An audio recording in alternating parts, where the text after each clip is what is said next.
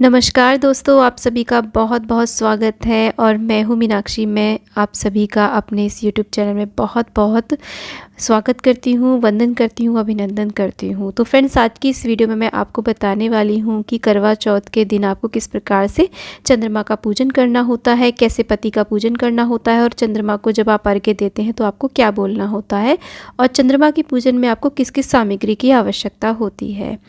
तो देखिए, शाम को जब चंद्रमा उदय हो जाते हैं उसके बाद में हमें एक थाली सजानी होती है। उस थाली के अंदर जो करवा आपने जल का भर के रखा था उसे आप रख लीजिए और एक चहुमुखी दीपक, अगर आपके यहाँ पर सिंगल बाती का दीपक लगता हो तो वो बना सकते हैं। साथ में एक हम धूप बत्ती रख लेंगे, पुष्प रख लेंगे, अक्षत रख लेंगे और तिलक करने के लिए चंद्रमा को और पति को आप यहाँ पर रोली रख लीजिए और एक छलनी रख लेंगे जिससे हम चंद्रमा को अर्घ्य देंगे।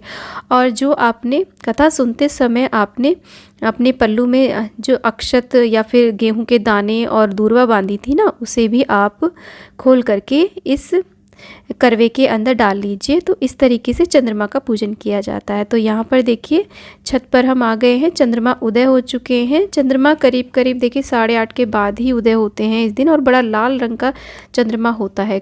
करवा चौथ का जो चांद होता है एकदम रेड जैसे कलर का होता है। तो देखिए, इस तरीके से हम भावात्मक रूप से चंद्रमा का पूजन करेंगे। ओम चंद्रमसे नमः, इस तरीके से आप मंत्र बोल सकते हैं। चंद्रमा का देखिए हमने इस तरीके से टीका किया है, अक्षत आदि अर्पित करे हैं और पुष्प अर्पित करे हैं। आप चाहे तो इससे पहले भी अर्घ्य दे सकते हैं या फिर बाद में भी अर्घ्य दे सकते हैं। मन ही मन ध्यान करेंगे। चंद्रमा को अर्घ्य देते समय हमें कुछ बोल बोलने चाहिए जो बहुत ही शुभ रहते हैं। हरे बास की छावड़ी, गल मोतियन को हार, चांद को मैं अर्घ देऊँ, मेरे जीवे वीर और भरतार। आग तले मेरे सासरो, ढाक तले लंसार, पीहर सासरो ऐसे बसे जैसे कीड़ी और दूब के सो नाल। तो इस तरीके से हम अर्घ्य देते हैं। अर्घ्य देते समय आप ध्यान रखिएगा कि आपको पैरों में जल ना पड़े। उसके नीचे आप कुछ भी बड़ा पात्र रख सकते हैं या फिर आप कोई बाल्टी भी रख सकते हैं। तो इस तरीके से चंद्रमा को अर्घ्य देने के बाद में हम अपनी छलनी लेते हैं। छलनी के अंदर हम ये जो हमने दीपक बनाया है उसको इस तरीके से रखते हैं और फिर चंद्रमा को देखते हैं। तो इस तरीके से देखिए, छलनी से चंद्रमा इसलिए देखे जाते हैं क्योंकि कहा जाता है कहीं कहीं पर कि चौथ का जो चांद है वो हमें डायरेक्ट नहीं देखना चाहिए। उसके बाद में उसी छलनी से अपने पति को हम निहारेंगे।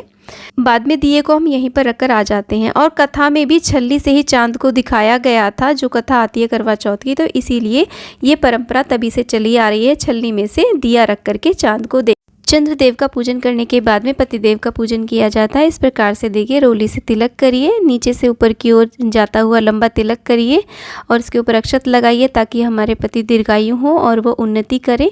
और उसके बाद में पति के चरण छू करके आप उनसे आशीर्वाद प्राप्त करिए। और करवे के अंदर आप थोड़ा सा जल बचा लीजिए। जब आप चंद्रमा को अर्घ्य देते हैं, आप चाहे तो अलग से ग्लास में भी जल रख सकते हैं, लेकिन हमारे यहाँ पे ऐसे ही जल बचाया जाता है। थोड़ा सा, चाहे एक घूंट ही बचाएं। उसके बाद में उसे पति के हाथ से इस तरीके से पी करके अपने व्रत को खोला जाता है। तो अगर आपके पति यहाँ पर नहीं है, किसी कारण से बाहर गए हुए हैं करवा चौथ वाले दिन, तो आप स्वयं अकेले से भी इस पूजा विधि को कर सकते हैं। आप उनकी फोटो रख करके भी इस पूजन को कर सकते हैं, लेकिन आजकल तो इंटरनेट का जमाना है तो आप ऑनलाइन उनसे वीडियो कॉलिंग करके भी आप इस पूजन को संपूर्ण कर सकते हैं। अब फ्रेंड, अगर कभी कभी ऐसा होता है बादलों की वजह से चांद दिखाई नहीं देता है, तो आप चंद्रोदय का समय नोट कर लीजिए। उसके आधे पौन घंटे बाद अपना पूजन आप चंद्रमा जिधर की साइड उदित होते हैं ना, उधर की साइड मुख करके आप अपना पूजन ये संपूर्ण कर सकते हैं, क्योंकि चंद्रमा तो सृष्टि में विद्यमान है ही। तो वीडियो को लाइक, शेयर, चैनल को जरूर सब्सक्राइब करें और कमेंट बॉक्स में करवा चौथ मैया की जय आप अवश्य लिखें। राधे राधे।